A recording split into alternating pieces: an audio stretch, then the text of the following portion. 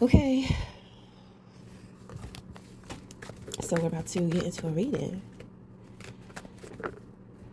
What are the messages? For whomever may concern, what are the messages? I've been being touched all day. I tell you, boy, everything starts to heighten at night. You know, a lot of things are illuminated during the day, but at night, it gets really, you know, oof, it gets undeniable at night. Come into the dark of the night.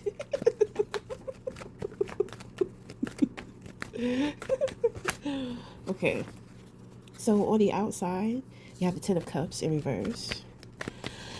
Ooh. I definitely pick up something here about uncomfortable. Okay, something about being uncomfortable. This has something to do with the outside. Okay, somebody or situation on the outside. So, usually this card is like discontentment, but I'm picking up something like really uncomfortable here. It's like really uncomfortable within a union. Maybe it's like awkward. There's like passive aggressiveness, things that are not being said, um, a lot of tension. You know, it's real thick, real suffocating. You know what I'm saying?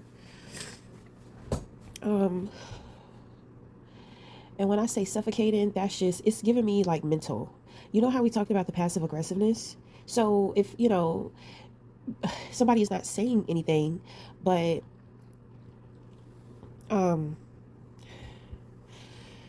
it's like they're in their head. They're swimming within their head and their thoughts. And it's a lot of mental energy going on with this person to the point to where it's like energetically it is affecting the space or the environment. You know, I kind of hear like a woman complaining. She's like complaining to herself about um, her man. Okay, it's like, why doesn't he do this? Why doesn't he do that? And I pick. The thing that I pick up most is that she's questioning. She has her ideals of what this man is supposed to do and be, and it's like she can't understand. It's like she doesn't understand that her ideals and her expectations are clouding her judgment. It's just like real petty. Like in her mind, it's just real petty. It's just real angry. It's real complainy. Uncomfortable and complainy are the two main things that I pick up here. I think that this woman has issues with herself. With the Ten of Cups in reverse, it's a sign of feeling incomplete. So that has a lot to do too with her expectations. And that's kind of like why she has so many expectations for this man in the first place, because she feels like half, and it's like she wants him to be her other half. Maybe there are things going on with these individuals. It's a couple, maybe things are going on. Lord, maybe things are like going on with like responsibilities in the home, in the relationship, work, you know finances, when it comes to keeping up the house, or maybe with dealing with the children, you know so you have the High Priestess in a position of your crown. So my thing is that with the High Priestess being in the position of your crown, I feel like you can pick up on these things. You can pick up on what's going on with, like, elsewhere. You're hearing things, you may be experiencing things. It's not necessarily insightful, but it's kind of like your spider senses are being they're going off. You may even be telepathically connecting to another individual as well. Okay, that's in that situation. So you have the Seven of Swords in reverse, you have the Judgment in reverse, you have the Page of Swords in reverse, Queen of Cups in reverse. It's funny because I was picking up on Scorpio with that Ten of Cups. You know, I know Scorpios like emotional patterns so very well. When it's toxic. But that's because my sun is Scorpio moon. You know, so all of your cards on the board are in reverse, which means that none of this energy is yours. So you have somebody heavily projecting into your energy. It's almost as if they think they have some type of control over what's happening in your life. It's kind of like somebody who's not happy in their relationship, but they're looking for a scapegoat. So you can hear this person, and energetically, you are experiencing the things that this person is saying about you or thinking about you. It's kind of like they think if they think it enough, if they speak it enough, if they feel it enough, that what they're going through, they can reverse it or something, or they can, like, your reality will turn into theirs. What they're going through, you'll be going through, or something like that. I mean, that's ridiculous though. That's not going to work. It does feel very intentional with the Hierophant here. This person, they do not learn. They have not learned their lesson, and it's lined up with Judgment in reverse. Discernment is off. They had a chance to take a second look at a situation, and maybe they got a second chance. The Wheel of Fortune is the opportunity. It's like a quote unquote once in a lifetime opportunity. But let's say you miss the opportunity of the Wheel of Fortune. Well, later on, you'll come across the Judgment. Okay, so the Wheel of Fortune is the number 10, and the Judgment is 20. Okay, so when we get to the Judgment, it's kind of like, remember that opportunity. Rather you took it or rather you missed it, there's something that your higher self, God, or ancestors, spirit guides, whoever wants you to take a second look at that opportunity. Almost kind of like wanting you to reflect. So it's kind of like a second chance. So even when somebody got a second chance at something that it was fated to happen. How can I explain this?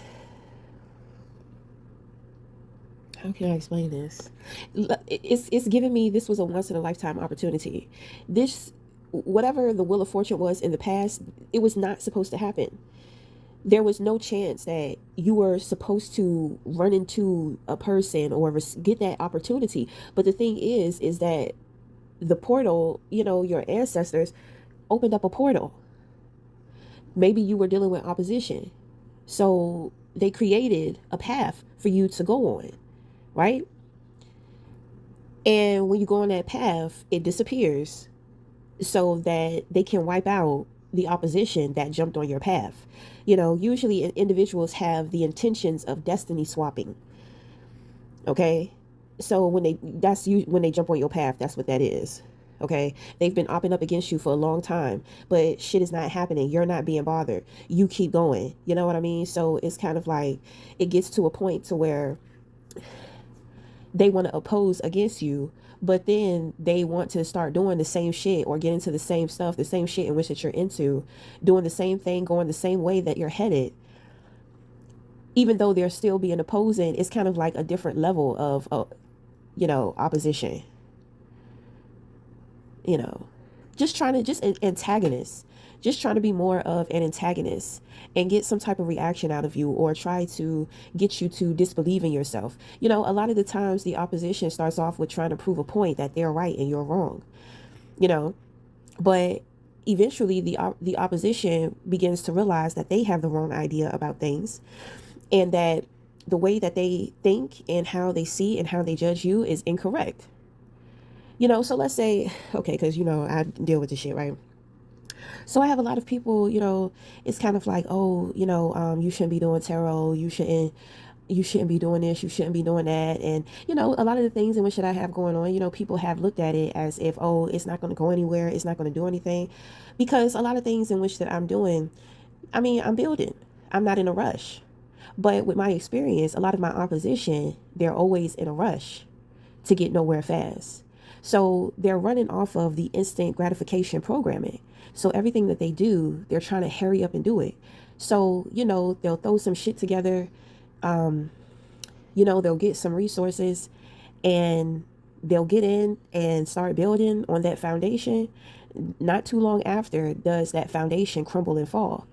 And individuals have been, they'll go through this cycle for at least anywhere from 3 to 5 times before they decide, like, we got to switch up the method. So, um, once they start switching things up and they're going through the cycles of those repeatedly and it's not working, they start to get more and more angry and more bothered, to the point now to where they want to make themselves more obvious about trying to fuck with me. So what do? They start trying to get into the same things that I'm into, but they forget that in front of a lot of people, you talk shit about me and you judge me. Now you're trying to do the same shit that I'm doing. So, they be missing out on those little details. But by this time, whatever group that they were with, to where they were trying to make me look crazy, that group had found out that they're actually the crazy ones, and so they end up leaving that group of people. And then they start maneuvering with new people, trying to get new people on their side and on the bandwagon and trying to form a new group of opposition. So anyway, when they start getting to the point to where they just can't take it, now they start trying to do, what I do, get into what I'm into. And it seems like, individuals, they're always trying to outdo me. So they're always trying to have me in this imaginary competition. So just like what I told you, motherfuckers think that I'm going one way. God will open up another pathway and I'll go down that pathway. So nobody knows where I've disappeared to or what direction that I'm going in now, and when they're on my path, the ancestors take care of them. So this path, this mystery path that I'm on, it then leads me back to the main road to my destination. So the thing is that when it comes to you, when God creates this mystery path for you, it's like you encountered somebody. It was the right time. It was at the right moment. It was aligned. It was fated. Even though we say that it's a once in a lifetime opportunity. Well, when you have a very purposeful life, nothing is really a coincidence. So they say, but I'm going to tell you, in order to be able to balance out my mental health, some things are coincidence, but most things are not. Because my spirit guides, they help support my mental health with me not being too like woo woo. You understand what I'm saying? Like just out there all the time, all day, every day. So I've had a couple of lessons to where I have seen that, yes, very few things are a coincidence, but for the most part, no, it's not. So, I thought I would just put that in there. But so, this person was on the path. You ran into this person, so that was the opportunity. Nothing lasts forever. So you had the opportunity, you continued on that mystery path, and then it led you back onto your main path towards your destiny. So then later on, this person is crossing the road to your path. They're not on your path. They're crossing the road, getting to the other side. So these individuals are what you call wanderers, explorers, which is why it seems as if they don't really have a path. They're just exploring. Well, that could be the case, but then sometimes, everybody is different. And so God works with everybody differently, to where you're the type of person to where you may need a structured, guided path. You have someone else who has a structured, guided path, but at the same time, they have a bit of a curiosity for even outside of their path. So, these individuals may cross other people on their paths. Like I said, the wanderer. So then you see this person crossing the road on your path, and this is the second chance. This is the judgment. Okay. So, I don't know why. I just felt like I had to break it down like that. Okay. But you got the Page of Swords here. Somebody is not who they say that they are. Somebody is on social media. They're sitting back, laughing, gossiping about you with other individuals. Okay, so I have a feeling that this is a person that you have encountered on your journey. And when you have encountered and when you have met this person, the times to where you guys have met, hung out, whatever, they were one way. Let's say that when you first met them, they were all for you. Then the second time that you met them, when y'all crossed paths, you notice something different about them. Like y'all had a lot in common. It's kind of like y'all were twins or y'all were connected or soulmates. Time went by, you went on your path, they went on theirs. It's time for them to wander. So while you're walking your path, they cross your path. You see them again and you see that something is not the same. Okay, so let's give an example. Maybe this person, because if this person is a wanderer, they encounter a lot of people. When you're focused on your path, on your destiny, you know, life is very purposeful. People have access to you who are supposed to have access to you. But when you're focused and, like I said, when it's purposeful, God picks and chooses. Your spirit guides pick and choose who come and who go. It's not, your path, your destiny, it is yours. So it is a lonely journey. But you end up meeting other individuals like the wanderer. Maybe you may come to a place on your path, maybe there's a river. You go to the river to get a drink of water and you notice that there's a man sitting at the river. You meet this man, you talk to him, y'all connect for a little bit, you jump back on your path. That man's purpose is to be there at that river. 4 individuals who are on their path as well that come and stop and drink and get water, to take a rest, to take a breather. Okay, so that's what I'm saying with this person. Because this person is more flexible in connecting with other individuals. Let's say this person, they meet up with other people, and it's kind of like, yeah, I met this person, and they just start talking shit about you. But in the moment, with the connection, with the experience the two of you had, it was great, right? So think of Grease, the movie Grease. When it first starts off, Danny is different with Sandy. And then when he goes back to school, he's somebody different. And it just so happened that she moved to the same place and she's going to the same school. So what? Now she sees that who he was showing her to be was not who he really was. So you feel the shift in that person. You notice that, something is not right. At first it was attractive. It was connecting. Now it's repelling and it feels very opposing. So that person has been talking shit about you to other people. They have been sitting back, watching you, spying on you, laughing at you, having just a lot of stuff to say about you. With the Queen of Cups here, people don't have a realistic perspective about relationships. Okay, so you can see that in the 10 of Cups there. When I was talking about the couple on the outside of you earlier in the reading. So, somebody thinks that they got it all together. They think that they know. And it seems like they really don't know. It may be something embarrassing or humiliating here because we have the Hierophant. So it's like maybe somebody tried to challenge you. And it's just like, you're trying to challenge me. I'm the one who knows what I'm talking about. But you try to challenge me, you try to play me, you try to make fun of me, but you're the one who needs my help and my understanding in order to be able to deal with your relationship and your situation. Or it could have something to do with emotions. I feel like it has it has a lot to do with everything dealing with relationships, the relationship with self and the relationship with others.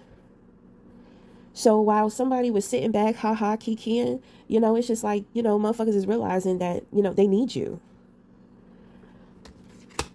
There's something here about, I picked up earlier in the reading something about finances. So you have the 9 of Pentacles in reverse. Somebody is irritated. Like there's financially, there are issues. Somebody wants their own financial independence. I think it's that woman. That's what I'm saying. She's dealing with a man and she has all these expectations, but it's about her. She's having issues with her. So it looks like she wants to be like a modern day woman, a modern day type woman. Like she wants to be a boss, So if you are a woman, she's jealous of you. And then on top of that, you're a priestess. So I'm pretty sure you look different. You live different. And this person just wants to be a bully because they feel like their partner is bullying them. So this could be like a housewife that wants to be a modern day woman, right? And what I've noticed, because, I'm a house mother too, and what I have noticed about a lot of other house mothers, a lot of them really don't want to be at home. They want to be modern day women. They want to be out here. They feel worthless. They feel like they're getting the shit into the stick. A lot of them do not have the strength or the self respect to be able to stand up to their partners or have like real conversations with their partners about what they're going through individually with the situation. So, what do these women do? They feel oppressed, they feel out of control, they feel bullied. So, what do they try to do? They try to target somebody else and they try to bully them. They try to control them. It's a repeated cycle of toxicity. You want to sit here and you want to talk shit and you want to come for somebody else, but you damn sure don't know how to stand up to your man. But you want some type of control, or you want some type of power over somebody else because in your situation you feel powerless. And unfortunately, you are just the wrong person for this individual to try to come for. I don't know if they want to be doing the same shit that you're doing. I don't know if they want what you have. I don't know if they're just choosing to pick with you because they think that you're an easy target. They, because you're different, they think that it would be easy to, abuse you or make you some type of punching bag or like object of their sinister amusement. you know So, I mean, whoever this woman is, she just has some really, this is what you call emotionally disturbed. She does not know how to heal herself from this. She probably doesn't even know that she's emotionally disturbed, but she is. That's a very dangerous place to be because that can lead to depression. Depression can lead to suicide. So, and when people are miserable, misery loves company. She really wants to believe that your life is like hers, and it's absolutely not.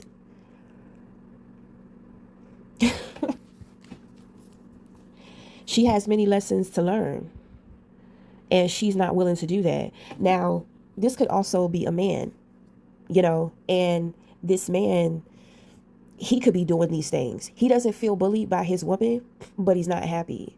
His woman is not a good emotional influence on him. So the two of them are just sitting there trying to find some type of bond or common interest because it doesn't seem like they can really avoid each other, even though they're trying their hardest. They're trying their hardest, but so it's kind of like they have to make you a scapegoat.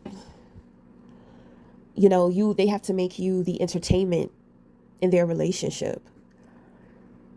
you know it's given like hopeless, it's given stuck. It's giving, I don't know. I just pick up stuck. Motherfuckers feel stuck. But of course I feel that more from the woman. But with me being a stay-at-home mom myself, I mean, I have always been a very strong, independent, assertive woman myself. So me having to transition into this position was very challenging for me too. It took me 5 years. It took me 5 years.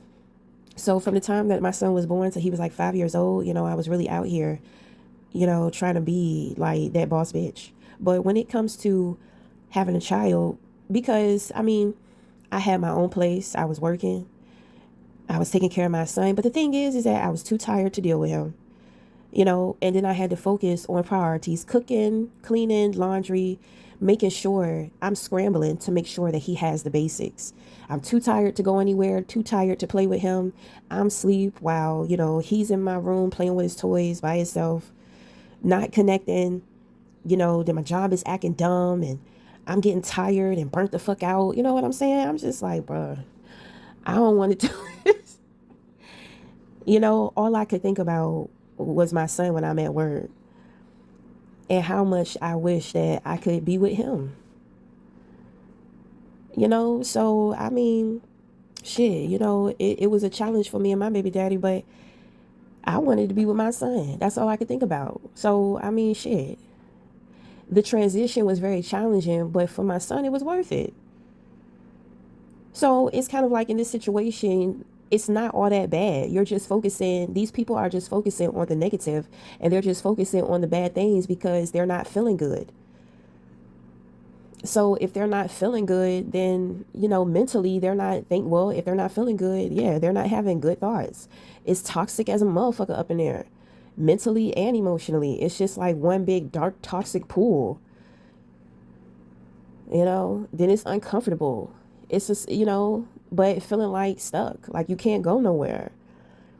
Here comes the pessimism. Here comes the complaining. You know, just ugh, just doing the most. But like I said, it's not all that bad. So you have to learn how to take yourself out of your feelings and think to yourself, what is really good with the situation? Because for one, this environment, this household I hate being here, but you know what? Thank God that I got a roof over my head. I got hot water. I may not have as much as I want to have, but I have the things in which that I need. It's easy for me to be able to do this because I have been homeless. Like many times, I have put myself in positions to where, I'm scrambling. I'm talking about a bitches out in the woods trying to physically put together like a camp. I'm trying to build a wooden house, getting stung up by fucking yellow jacket bees and shit.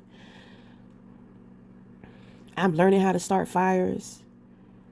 I go into the city or I go into areas and, I really don't have no money, so I got to get like noodles and, and somebody had a pear tree, so I picked pears off of the tree. They had a garden. I would go to the garden and be picking tomatoes and shit. I remember living with my sisters. It was freezing outside. The lights got cut. The electricity got cut off. I got a can, put some sticks in that bitch. I had a little rack. I put it on top of that can, let that fire sit, got a pot, and was cooking out that motherfucker. Me and my sisters walking around the house, we talking with smoke coming out our mouth. I've been on the beach in Los Angeles. That shit, it gets cold at night. No blanket, gotta worry about tweakers stealing the little shit that you do have or even raping you. You know what I mean? So it's easy for me to pull myself out of the emotional funk. So I'm sharing with you how I do that by focusing on the good things in the situation and reflecting on the hard times. If you don't have hard times to reflect on, then work on staying focused on the positive within the situation. And understanding that you need space from each other. It's kind of like two homebodies. The woman is just like, you need to go out and you need to take space. The both of you need to take initiative. I do pick up some type of partnership. I do pick up maybe a child or children here. I'm going to tell you right now, trying to take your issues and your problems out on somebody else, that ain't going to be it. You're going to be suffering even more. It may give you an instant feeling of gratification when you sit up there talking about somebody, but this person is where they're supposed to be. They're in their calling. They know who they are. They know who they are. Like I said, it looked like, y'all need this person. So, I mean, because at the end of the day, when you have to deal with your everyday life, you can't sit around and be worried about this person all day. So when you have to deal with real life and you revert back to how you don't have that financial freedom that you want, or that independence, that job, or that contract, or those credentials, that you end up right back there. You think that for a moment with making fun of somebody else, trying to talk about somebody else, you can escape your problems for a little bit. But every day you wake up, it's the same realization. It's the same truth. Ain't nothing changed. You still ain't where the fuck you want to be. You still have not learned the things in which that you need to learn. You still have not obtained the things in which that you want to obtain. Life is not happy for you. So you have to draw some type of false sense of happiness or ability to be able to smile. So you try to come for somebody else. That's not going to help you.